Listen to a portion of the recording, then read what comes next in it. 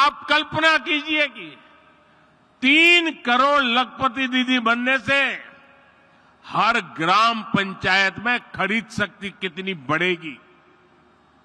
इसका बहनों के जीवन के साथ साथ ग्रामीण अर्थव्यवस्था पर बहुत सकारात्मक असर पड़ रहा है।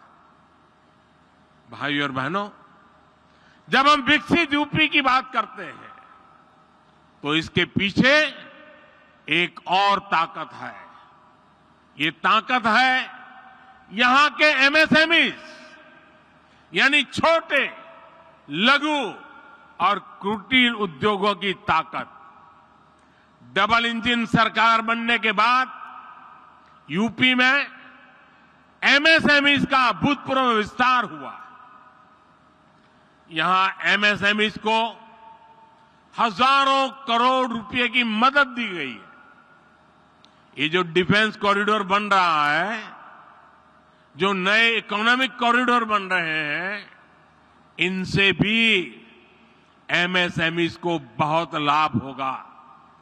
साथियों, यूपी के करीब करीब हर जिले में कुटीर उद्योगों की एक पुरानी परंपरा है।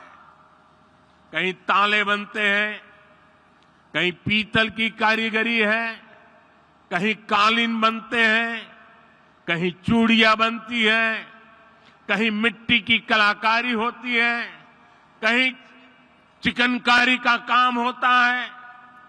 इस परंपरा को हम वन डिस्ट्रिक्ट वन प्रोडक्ट, एक जिला एक उत्पाद योजना से सशक्त कर रहे हैं। आज रेलवे स्टेशनों पर भी देखेंगे कि एक जिला एक उत्पाद योजना को कैसे प्रोत्साहित किया जा रहा है, प्रचारित किया जा रहा है। अब तो हम 13,000 करोड़ रुपए की पीएम विश्वकर्मा योजना लेकर भी आए हैं। ये योजना यूपी में परंपरागत रूप से हस्तशिल्प से जुड़े लाखों विश्वकर्मा परिवारों को आधुनिकता से जोड़ेगा। उन्हें अपना कारोबार बढ़ाने के लिए बैंकों से सस्ता और बिना गारंटी का ऋण दिलाने में मदद करेगी। भाइयों और बहनों, हमारी सरकार कैसे काम करती है, इसकी झलक आपको खिलौने बनाने वाले सेक्टर में भी मिलेगी।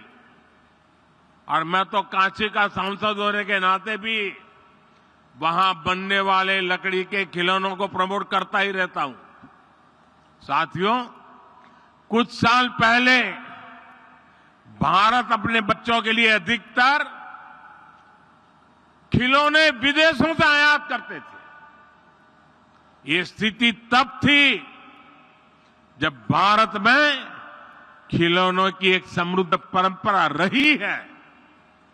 पीढ़ियों से लोग खिलौने बनाने में कुशल रहे हैं, लेकिन भारतीय खिलौनों को प्रमोट नहीं किया गया। कारीगरों को आधुनिक दुनिया के अनुसार बदलने के लिए मदद नहीं दी गई, जिसके कारण भारत के बाजारों और घरों पर विदेशी खिलौनों का कब्जा हो गया। मैंने इसे बदलने की ठानी और देश भर में खिलौना बनाने वालों के साथ खड़े रहना, उनकी मदद करना और मैंने उनको आगे बढ़ने की अपील की। आज स्थिति ये है कि हमारा इंपोर्ट, हमारा आयात बहुत कम हो गया है और खिलौना का निर्यात कई गुना बढ़ गया है। साथियों, यूपी में भारत का सबसे बड़ा टूरिज्म हब बनने का सामर्थ्य है। आज देश का हर व्यक्ति वाराणसी और अयोध्या आना चाहता है। हर दिन लाखों लोग इन स्थानों पर दर्शन करने के लिए आ रहे हैं। इसके कारण यहां यूपी में छोटे उद्यमियों के लिए, एयरलाइंस कंपनियों के लिए, होटल रेस्टोरेंट वालों के लिए अभूतपूर्व अवसर बन रहे हैं। और मेरा तो एक आग्रह है, मैं देश के सभी टूरिस्टों से आग्रह करता हूं, देश के सभी यात्रियों से आग्रह करता हूं कि आप जब टूर पर जाने का बजट बनाएं तो उसमें से 10% बजट जिस जगह पर जा रहे हैं वहां से कुछ न कुछ खरीदने के लिए रखें। आपके लिए वो कठिन नहीं है, क्योंकि आप हजारों रुपया खर्च करने के लिए यात्रा पे निकले हैं। अगर उसमें 10% जिस जगह पे जा रहे हैं वहां की लोकल चीज खरीदेंगे, वहां की इकोनॉमी आसमान को छूने लग जाएगी। मैं इन दिनों एक और बात कहता हूं, ये बड़े बड़े धनी लोग बैठे हैं ना, उनको जरा ज्यादा चुभती है, लेकिन मैं आग्रह से कहता रहता हूं। आजकल दुर्भाग्य से देश में फैशन चल पड़ी है, अमीरी का मतलब होता है विदेशों में जाओ, बच्चों की शादी विदेशों में करो। इतना बड़ा देश, क्या आपके बच्चे हिंदुस्तान में शादी नहीं कर सकते?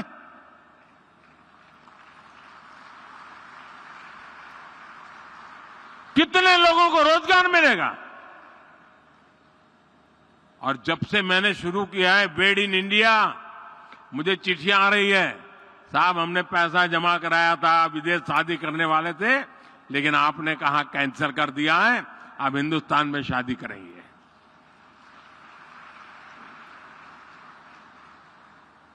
देश के लिए भगत सिंह की तरह फांसी पर लटके तभी देश की सेवा होती है, ऐसा नहीं है। देश के लिए काम कर करके भी देश की सेवा हो सकती है दोस्तों। और इसलिए मैं कहता हूं, बेहतर लोकल, नेशनल और इंटरनेशनल कनेक्टिविटी से यूपी में आना जाना बहुत आसान हो गया है। वाराणसी के रास्ते बीते दिनों हमने दुनिया की सबसे लंबी क्रूज सर्विस को भी शुरू किया है। 2025 में कुंभ मेले का आयोजन भी होने वाला है। ये भी यूपी की अर्थव्यवस्था के लिए बहुत महत्वपूर्ण होने वाला है। आने वाले समय में टूरिज्म और हॉस्पिटैलिटी सेक्टर में यहां बहुत बड़ी संख्या में रोजगार बनने वाले हैं। साथियों, हमारा प्रयास है कि हमारी जो ताकत है उससे भी